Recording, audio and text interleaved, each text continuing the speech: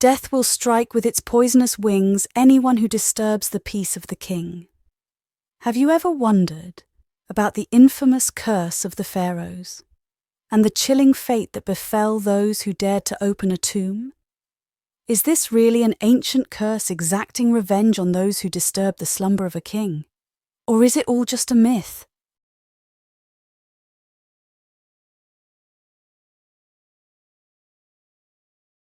This is how the legend of the curse of the Pharaohs began. Within the tombs, inscriptions warned trespassers to stay away from the treasures, lest ruin befall them. Yet, the phrase "curse of the Pharaohs" wasn't always well known. For many archaeologists, uncovering a royal tomb was the ultimate dream. However, everything changed dramatically with the discovery of King Tutankhamun's tomb. In 1922, British archaeologist Howard Carter, who first journeyed to Egypt at just 17, found himself at the centre of this unfolding drama. After years of fruitless searches, he was finally on the brink of an incredible discovery. The most prominent event in his life was when he met Lord Carnarvon, an amateur enthusiast in Egyptian antiquities. He financed Carter's excavation mission for finding the tomb of the unknown king Tutankhamun, and in 1922 he found the tomb. But what's unknown to most is that a 12-year-old Egyptian boy named Hussein Abd al-Rasul had a large part in finding King Tut's tomb. He was tasked with fetching water for Carter's team. Hussein stumbled upon the tomb's entrance while digging where his water container had fallen. His find led to one of the greatest archaeological discoveries of all time. And as thanks for his contribution, Carter dressed him in Tutankhamun's necklace and took a picture that is still passed down to this day in Abdul Rasul's family. Carter quickly wired Lord Carnarvon, his patron, with the thrilling news. Finally, a huge discovery has been made in the valley. A complete sealed tomb, everything closed until you arrive. Congratulations! This was a historic moment for anyone passionate about antiquities. When Carter broke the tomb's lock, he was the first person to enter in over 3,000 years. Inside, he uncovered more than 5,000 artifacts, making it one of the most significant archaeological finds ever, untouched by thieves. But then the whispers of a curse began to swirl. On the very day the tomb was uncovered, it was said that there was a fierce sandstorm in front of the tomb. Legend has it that Carter had yellow canary in a cage. Then, after opening the tomb, the bird's cries filled the air when a cobra attacked and killed it. Strangely, cobras were a sign of kingship. Even King Tut's mask had a cobra carved on it. People whispered that this marked the beginning of the curse, and that the king's wrath unleashed upon those who disturbed his final resting place. Strange and tragic events quickly followed. Workers began to fall ill with mysterious fevers. Lord Carnarvon himself tragically died from blood poisoning after cutting his cheek where a mosquito has stung him. What's even more strange is that a CT scan of Tutankhamun's mummy revealed a wound eerily similar to Carnarvon's. There were even rumours that electricity shut down in Cairo at the moment of his death. Not only did George Benedet, a French Egyptologist, die soon after visiting the tomb, but another expert, Hugh Evelyn White, reportedly took his own life, leaving behind a note about a lurking curse. Then, just 3 days after examining Tutankhamun's mummy, Archibald Douglas Reed also died unexpectedly. And the chilling incidents didn't end there. Carter's own secretary and assistant also fell victim to tragic circumstances. When the secretary's father learned of the incident, he committed suicide.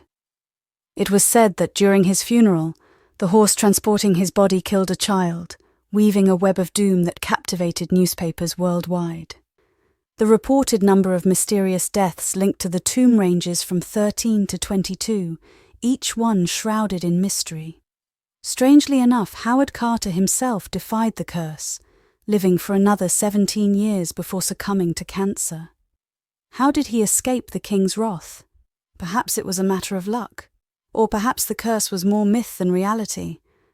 Anthropologist Henry Field said that Carter once gifted a friend a paperweight made from a mummified hand that wore a bracelet engraved on it. "Cursed all those who move my body, and they will be struck by fire, water, and epidemics." Soon after, that friend's house burned down, and after rebuilding it, the house flooded. Was it merely coincidence, or was the curse at play? Many scholars argue that the curse is largely a fabrication, an enticing story spun by newspapers to sell copies. Some museums even use the curse to promote the exhibited artifacts. They say that some deaths are no more than mere coincidences, but they were told in a mysterious way to convince people of the existence of the curse. Some theories have been proposed that tombs contain toxic fungi.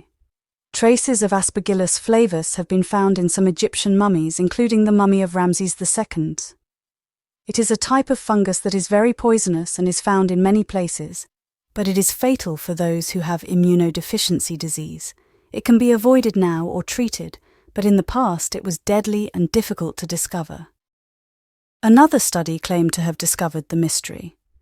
What caused the deaths were radioactive elements such as uranium that were deliberately placed by the priests to protect the tombs from thieves.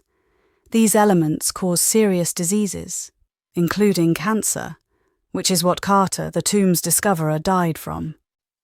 This theory proves that Tutankhamun's tomb was afflicted with a real curse, except it was a deliberate curse and was not supernatural in any way, contrary to what many claim. Perhaps the pharaonic inscriptions found in many other archaeological tombs throughout Egypt indicate that the ancient Egyptians were aware of these elements and used them in tombs as they referred to them in texts as evil spirits.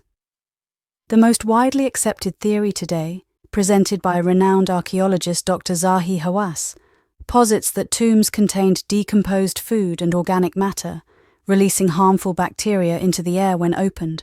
Explorers back then rushed in without precaution, unlike today's protocols that require careful ventilation for a day or two in order for the air to be renewed in them, and in most cases nothing happens to the workers and excavators. And maybe this was the reason for the death of Lord Carnarvon. There was an open wound on his cheek which got infected by the bacteria in the tomb.